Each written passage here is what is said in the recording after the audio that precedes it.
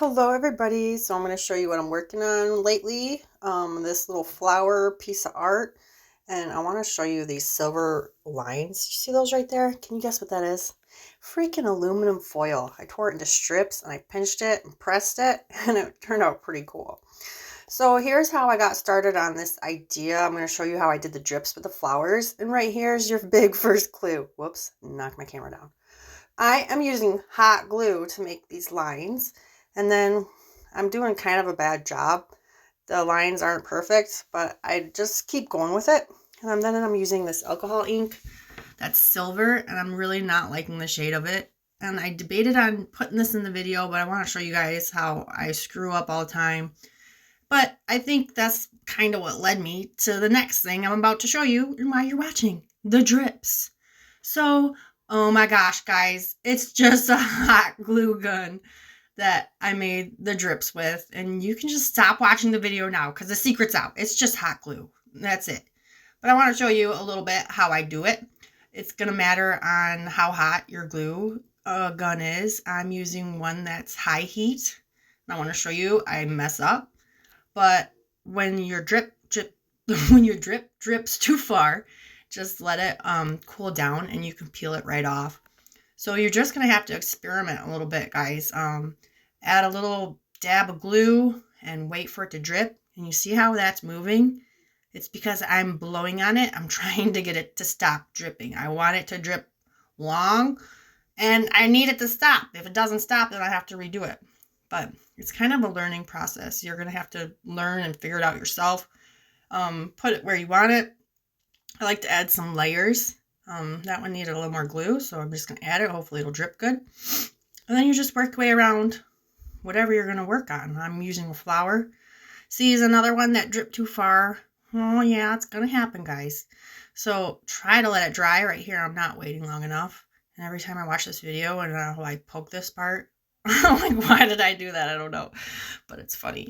It's pretty durable. I think that's why I did it. So I'm just going to keep talking the whole rest of the video. Add glue wherever you want. And it'll build up layers as it's drying. It turns a little bit gray as it dries, you know.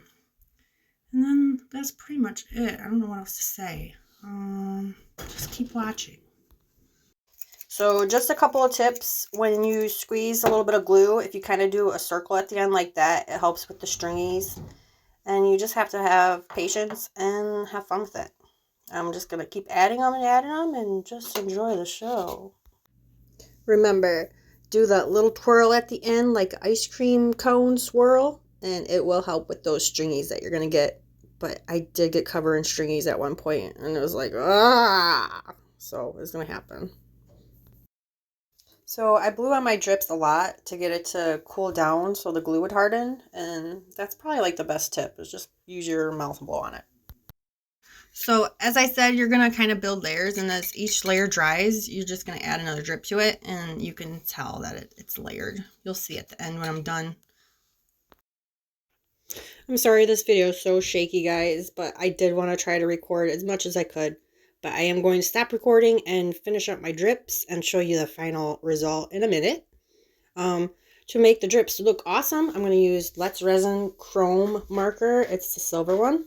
And it really is such a mirror effect with this marker. It's the best marker ever.